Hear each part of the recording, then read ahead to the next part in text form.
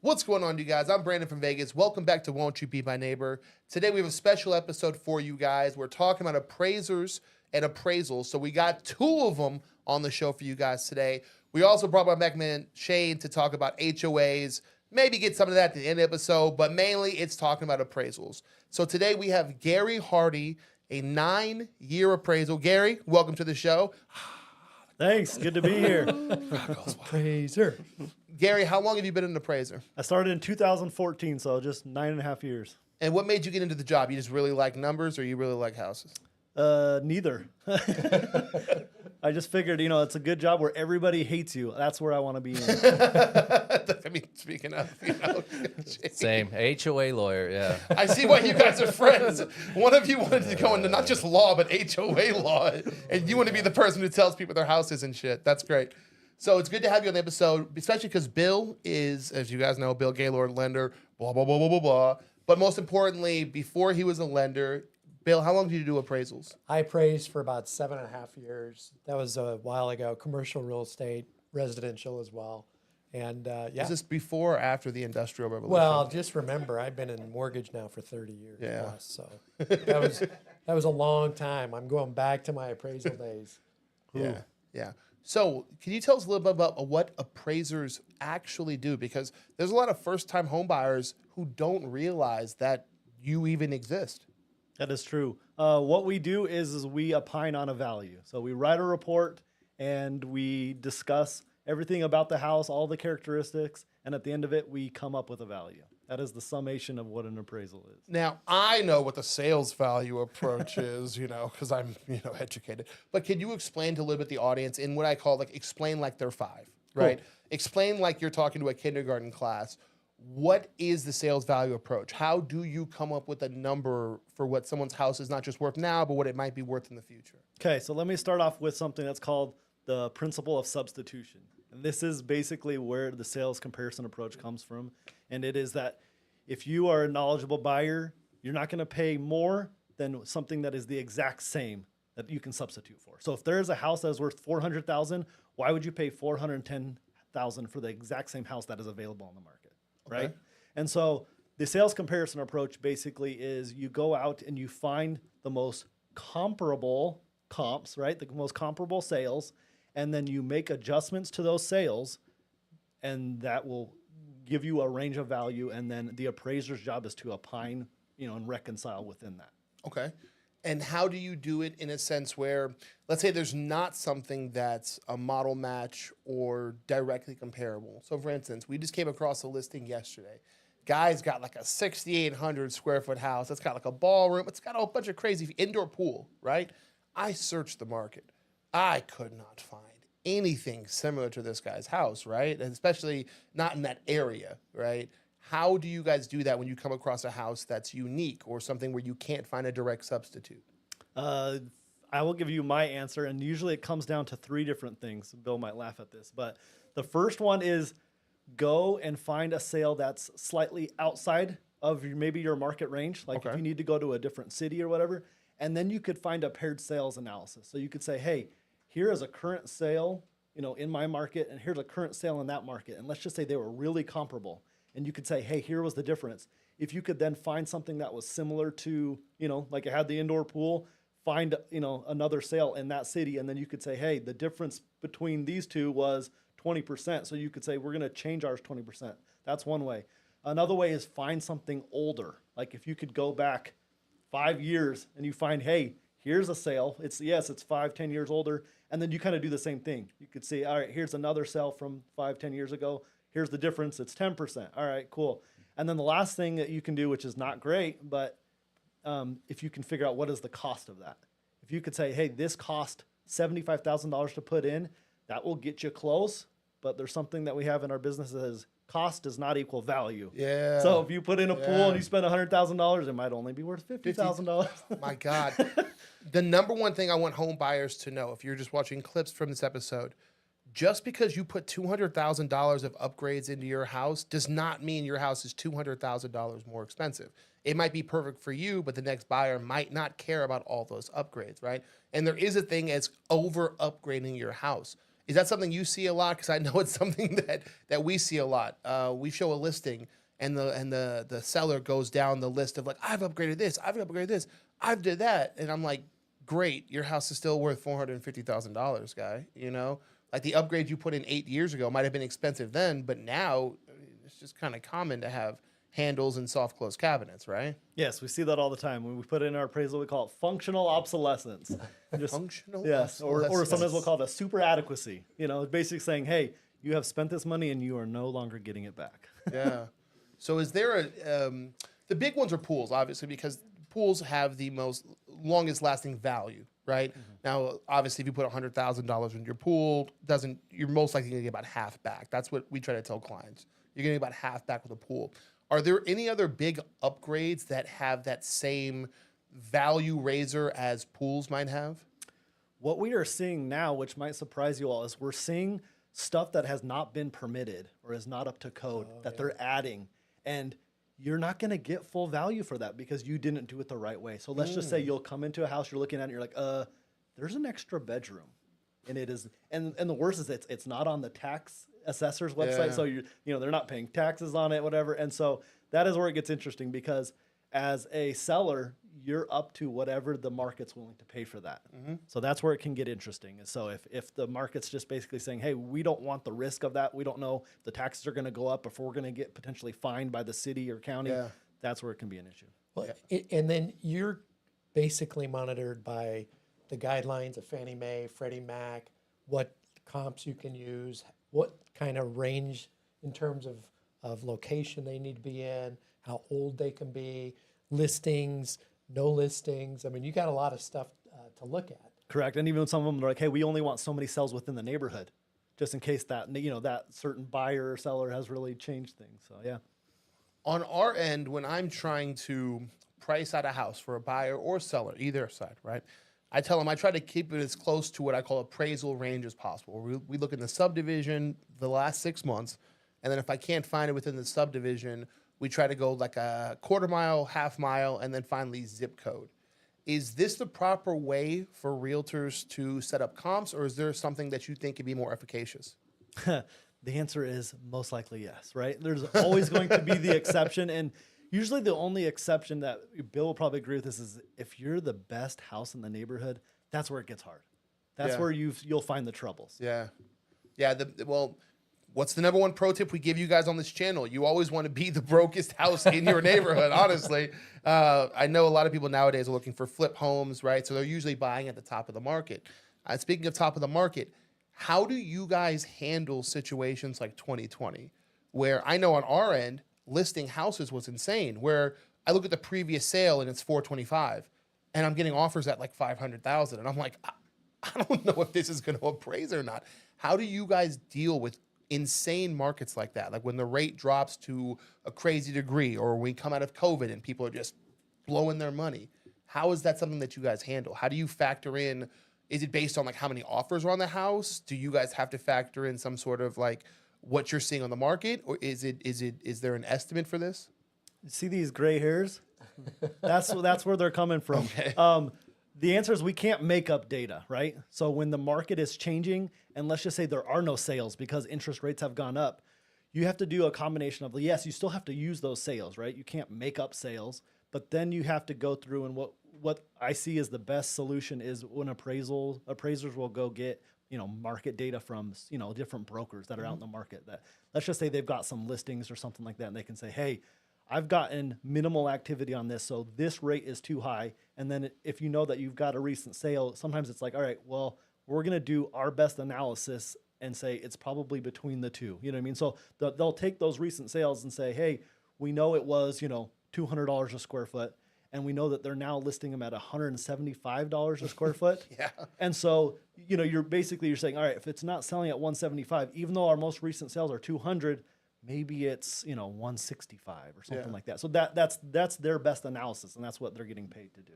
Is the amount of offer? Let me just give you an example for my own situation. Right, in 2021,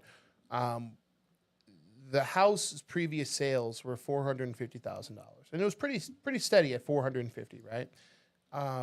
But we were getting offers at like 525, and we were getting 4 or 5 of them at a time.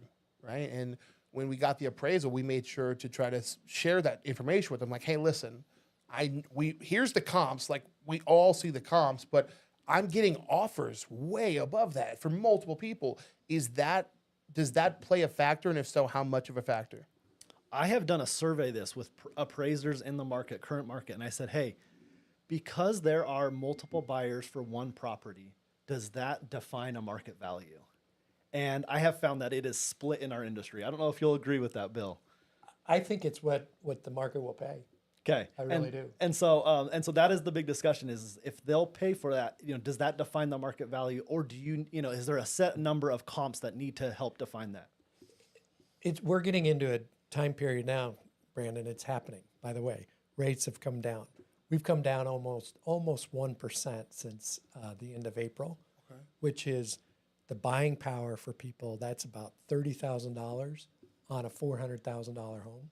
So they couldn't go that. So we're gonna, I think, start seeing values go higher, and we're not gonna have comparable sales that show that those values are higher.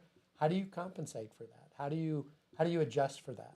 I think it's the same answer, just like when you're going through a down market, is you recognize those sales, and then that's when you go to the to the people that are on the ground running, the Brandons, those that are out there on the market selling. And if they're seeing this stuff, you take that information and say, hey, they had a property that was listed for $475 and they're getting offers at $500, and so you kind of take that and say, hey, I think the market is appreciating this much, and you make those adjustments. So it's like a market condition. You have to, adjustment. Yeah. I'm going to ask you in a second, what's the weirdest or most extreme appraisal difference that you've seen? But I want to go over one that we just recently got because I didn't know how to handle it. And it was a big kerfuffle. We ended up canceling the deal because we just couldn't risk, the contingency. So we had a house, and for some reason, the builders, it's a neighborhood where all the houses are 3,000 plus square feet. The builders apparently miscalculated the lot. So they had one house that was about 2,100 square feet, significantly smaller, right? And it was the only house in the history of the whole neighborhood built at that size. It's up on the hill up over in Henderson, completely different than any house across the street, right? And we tried going zip code, but other houses in the area weren't the same. It didn't have that same like luxury appeal, the same strip view, all that stuff, right? So the appraisal ended up coming in over $100,000 cheaper because our appraiser, since he couldn't find any subdivision comps right in the neighborhood, he just went with what was closest. He just went with what was in the zip code. And I'm like, well, yeah, but this house is on the hill with a strip view, How do you guys deal with that situation when you're coming across a unique house that almost forces you to compare it to, even though the neighborhoods aren't the same, it's the only comparable that's out there?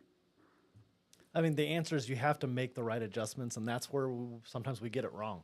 Is if you can't find anything with that neighborhood, and let's just say you go to another neighborhood, you're now taking in other like external factors that could, help you get to the wrong value. Yeah, well, like I get it. Okay, so if you're on Hualapai, right, and there's a 2,000 square foot house in Summerlin, and there's a house across the street that's not in Summerlin that's 2,000 square feet, right? Like even though they're the same size, those aren't really comparable, right? Because one is going to gain value at a higher rate. Is that something that also has to be applied?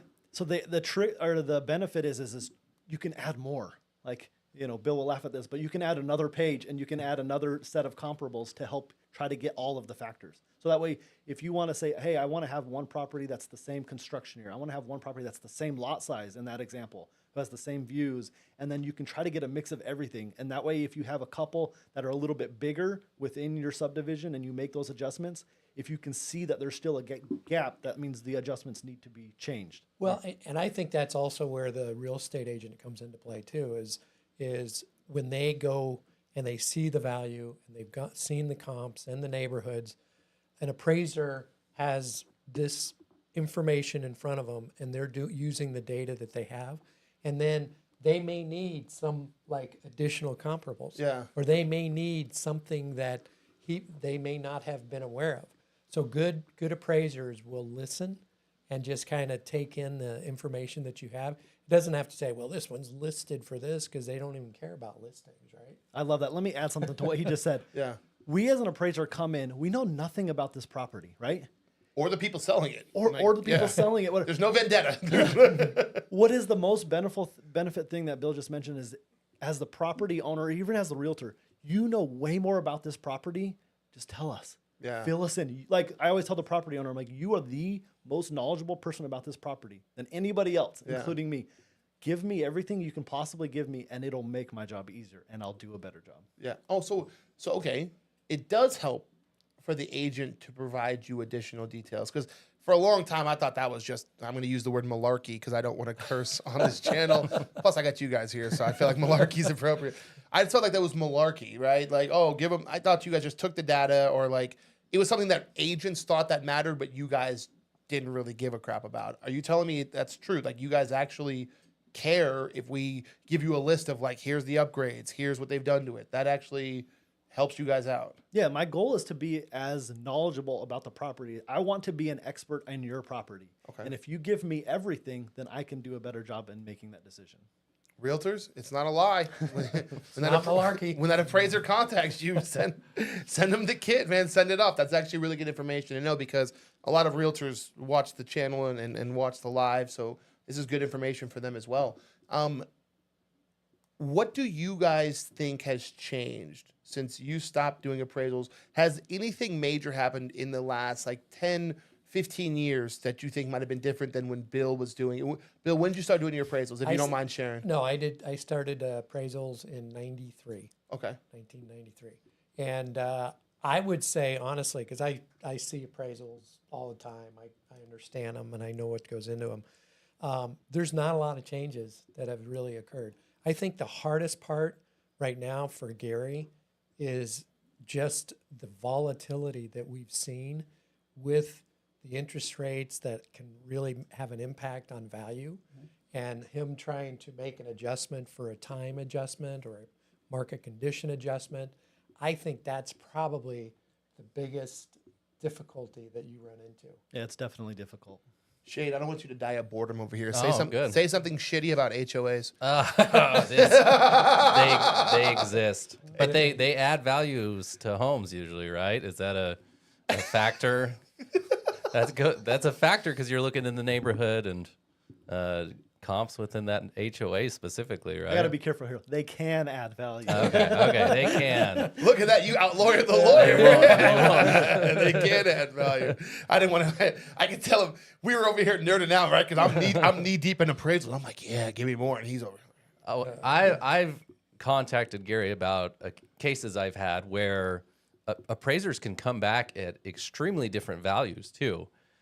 We use those in the law when people get divorced or splitting a house. They want to appraise a house to see what the value is, and sometimes the person hiring the appraiser seems to get the value more towards their way than the other person's way. So I think Gary's telling you he's one of the good ones out there that's it's a big no-no. gonna really look into those things. And there's, like lawyers, there's appraisers that have gotten into trouble for not always being honest or not always doing their job as they should. Yeah, you work harder for the here people in that Las pay you, Vegas, right? so, yeah. I think that's any business, right? And just like there's bad realtors, bad lawyers, bad lenders, there's bad appraisals. I've been in situations where me and the other agent are like, no, we're demanding a reappraisal, and you never want to call somebody else out on their job, right? Nobody's perfect, but there have been situations where even with model matches, even with the comps, we still get a bad appraisal. And then, the new appraisal will come in there and we'll get what we want. And it's how, from my end, from a realtor's end, how can we know when we're getting not a bad appraisal, but a bad appraiser?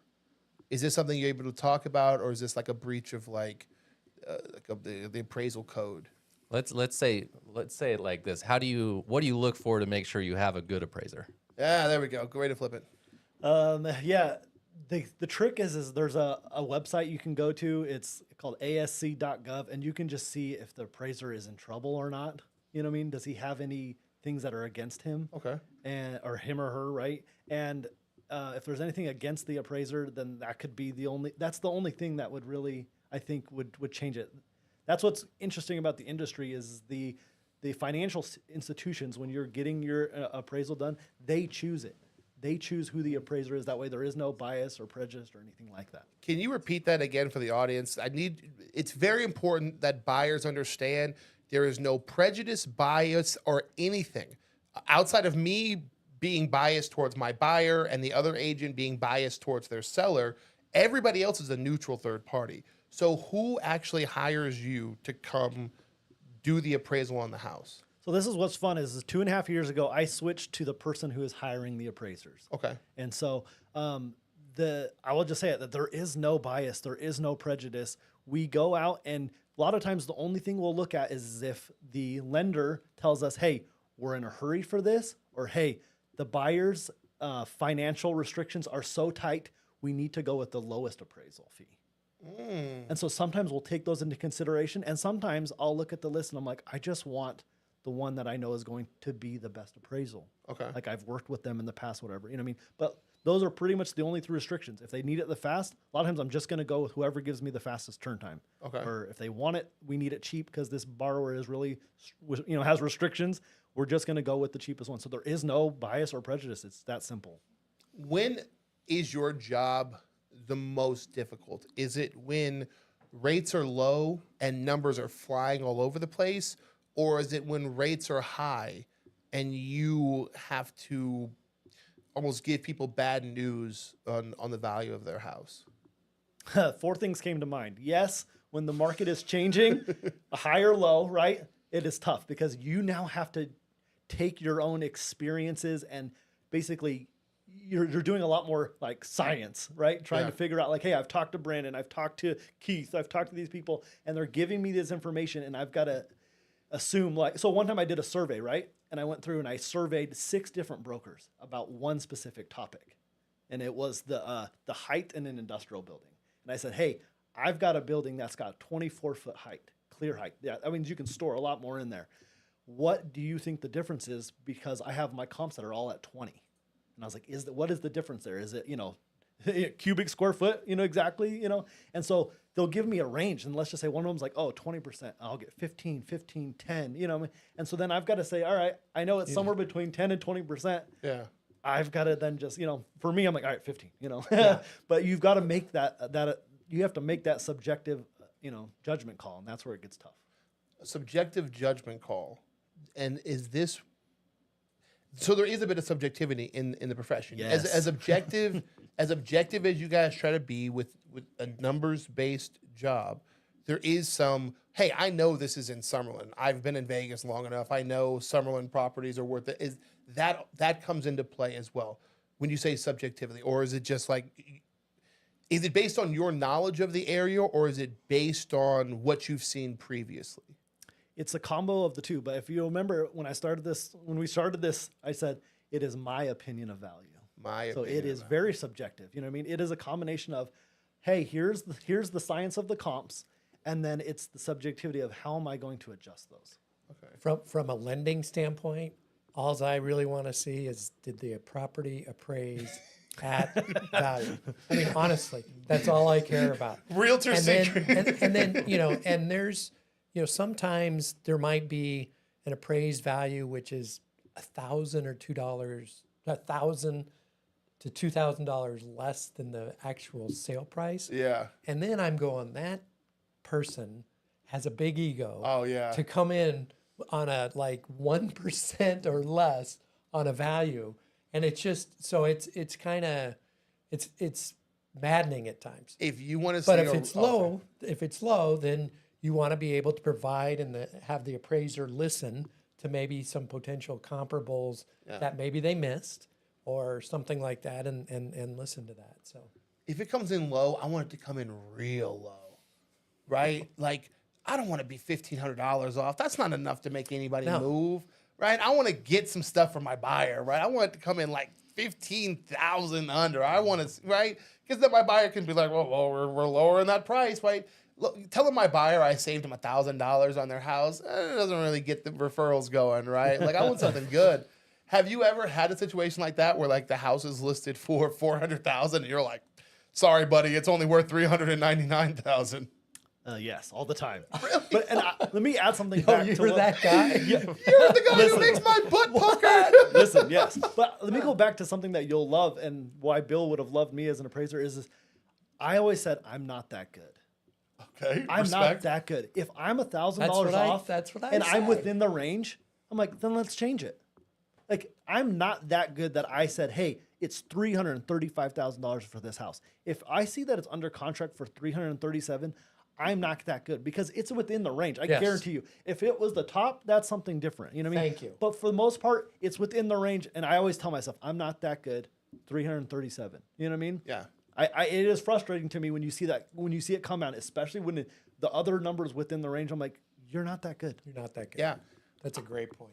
I honestly respect your lack of ego in that situation, right? And because when I go into a contract, I tell the other agent, hey, there's no egos on the line here. We're just trying to get this thing closed. And running into an inspector with an ego or an appraiser with an ego, someone who's like dead set that they're right, it only slows things down, you know? Because now I'm not negotiating a deal. I'm negotiating with how good you think you are at your job, right?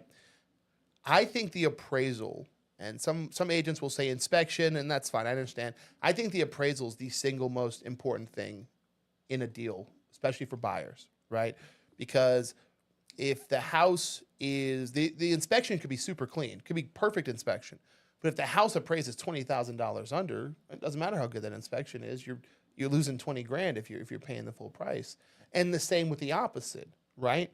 Where the house may have a mediocre inspection. And I've had this where the inspection's like, oh man, it's kind of rough, you know. There's some water stains, some windows need replacing, but then the appraisal comes in $20,000 higher, and I'm like, sign the paper. We had one 2 years ago, right over by the South Point. Oh my gosh. Where the appraiser gave us like 65,000. Yeah, it was huge. Over we offered, and the inspection report was bad. I'm not gonna lie. I even told my clients, like, hey, let's stall this until we get the appraisal, because this is bad. The second it came in $65,000, I said, you better sign any paper they want you to sign, and we got $60,000 to fix this house with, you know? How often would you say it comes in higher versus lower? Is it a 50-50? Is it extreme in one direction? I don't know if I can actually give a Percentage? Okay. a backed up percentage, but my experience is that a lot of times it is 50-50. Okay. I don't know if you'd disagree or agree. I would say, yeah. I mean, there's definitely cases where it comes in higher. I'd say there's probably a little bit more coming in lower. Well, it depends on the market, though. Yeah. Yeah. Yeah.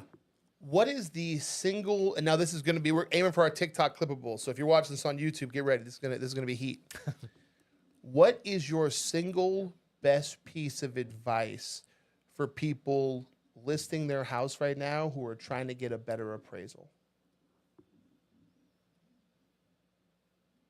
That is a good question. I made him think for the Yeah. first time. Wow. Dude, he's been rattling these things off. I've been trying to get him with a good You one. threw him with it. Yeah. All right. Ask it one more time. Okay. TikTok ready. You guys ready? Okay. What is the single best piece of advice you can give a current home seller on how to make their house better for the appraisal? I would say I don't have an answer to this because it is frustrating to see a seller go through all the work to make their house look great. Yeah.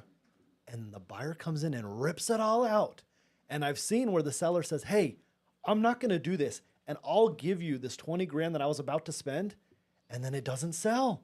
And I'm like, I don't understand this. So I don't have an answer because it frustrates me and confuses me about why I could save this buyer $20,000 and just give them the money. But because it doesn't show as good right now, they don't even look at it. And instead they're willing to buy it for the $20,000 more and then rip it all back out and put in their own stuff. I don't know. Yeah. Don't have an answer. Don't worry. That confuses us too. I've had rinky dink, such a bad word to say it. I've had unupgraded houses in areas for $350,000 that sell.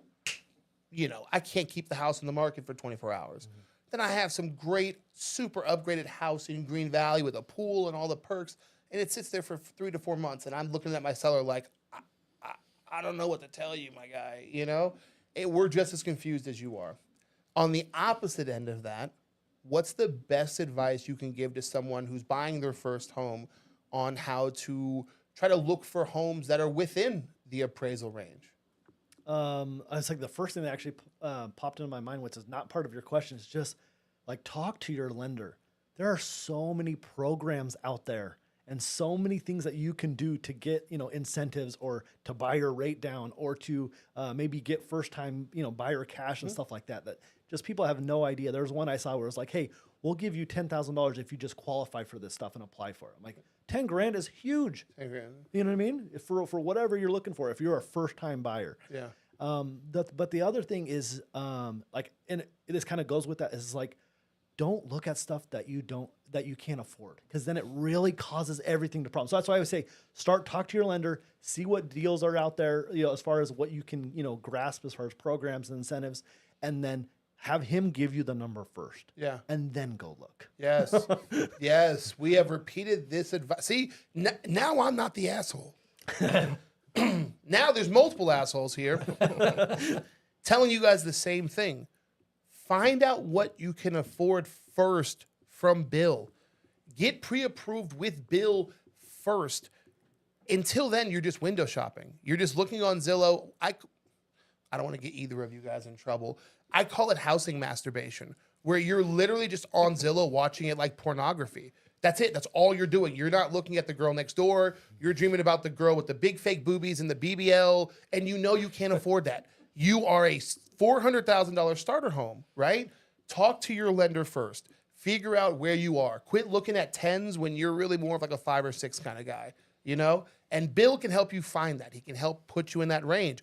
And you're not hearing it from me. You're hearing from somebody who, once again, has no bias, has no horse in this race. He's literally just giving you the best possible advice he can from his perspective. So thank you for joining me in being the asshole for people. I needed that. It's usually just me up here. Do you have any piece of advice that I haven't asked you today? Because I'm full of questions and I could sit here and nerd out with you forever. But is there something I haven't asked you today that you think is important for either buyers or sellers to know with the current market in Vegas? I think it's just the common answers of like, if you have all cash, you don't need an appraisal. Just go and offer what you want to offer. We already kind of said this, but yeah, buy the worst house in the neighborhood, and you will maximize your value on that. Do not buy the best house in the neighborhood. Now, I have a good question for you. It's kind of interest rate related, right? Okay. How do interest rates have an impact on value? The answer is yes, and it frustrates me when I hear appraisers or brokers, lenders that say that it doesn't. I'm like, it clearly does. It changes what they can afford. So yes, it has a direct impact. Yeah. So can you adjust for that? Can you adjust with for like it? market conditions because should rates be. are lower? You should be it's adjusting gonna for be it. higher. Okay. It is one of the line item adjustments in every appraisal. So yes, it should be adjusted for. Most realtors have no clue what you're talking about. We click that little PDF and we just scroll to the third page where it says the number. Value. We're like, we did it. We made it. Brandon, what happens if it comes in low? Oh, let's go over that. If your appraisal comes in low, you in the state of Nevada, you are allowed to negotiate the deal if it comes in like a penny below. Don't be a jerk. If it comes in a penny below, just take it, right? But if it comes in low, you're allowed to renegotiate the deal the same way with inspections. The better part is in what happens when your appraisal comes in too high. So if you offer $400,000 on the house and it appraises at $415,000, congratulations, you just made $15,000 and you're taking me out to dinner because I've earned it. Clearly, I've clearly earned it. Thank you for your time on here. I would, once the rates keep going down, I would actually like to have you back on the show so we can kind of talk about the current Vegas market, where things are going, how appraisals are going for you, whether they're still appraising above value, below value. I think that's an interesting conversation. We can keep it less generalized. Today was very generalized. Yeah. I wanted people to have information. Next time I want to kind of hyper-specific on Vegas, maybe some areas that you were seeing appraising higher than others. I think that'd be really interesting if you're cool with coming back. Yeah. Hey, I have a real quick question for you. Yeah. So when that appraisal comes in high, question from us appraisers, do you show it to the other side? No. I thought yeah. Good. No, the appraisal, it's actually contracted with the buyer. Correct. Yeah. And so unless there's any, like, But you when could it comes ask in the low, buyer, you have to show them, right? you do. Yes. That's what I'm saying. So do you ever show them when it comes in high? No, they get a text that goes, We good. appraisal's good. Appraised at value. All they know is that my buyer stops asking for things. We go, Yeah. when the appraisal comes in high, we get real quiet as realtors. We're like, just close the deal. Don't argue. Don't ask for the rug. Don't ask for the windows. Just close the deal. Just shut up. So they know when the buyer stops, being picky and looking at things. The appraisal came in high. We're just trying to close as quickly as possible before you guys realize it. yeah. You know what I mean? Hey, thank you for being on here. Thank you for. I was just a guest. I just brought him on. You're making. Thank you for making me feel like I'm back at Coronado. I really do. I really do appreciate that. You're giving me the handsome white guy in a button-up feel that I missed so much in high school. So thank you for that. Let me pop the collar. 06, baby. 06, baby. 06. Yeah, pop that collar for Pop the people. Let them know. collar. We're gonna have Shane back on because we have so much more to talk about for HOAs. You don't want more HOA talk? Oh, he actually popped his collar? Yeah. Oh, I respect that so much. Next episode, we have you on, right? Because people think, lawyers have no sense of humor. I want you to do this for the whole episode. They need to watch my podcast then because we are insane. Plug it. Tell them. Tangled Rights. Tangled Rights. Can I come on your podcast? I don't know anything about the law, but maybe Yes. you could educate me on how things actually work. Yeah, Brennan. Of Really? course. Yeah. Can I come up with a list of questions of I don't know anything about the law. How dumb am I? And then you can just kind of make me feel dumb as the episode goes on. Yes. 100%? Yeah, Okay. be happy to do The that. episode will be titled "How Dumb Is Brandon from Vegas?" It's Brandon from Vegas. I think that would crack.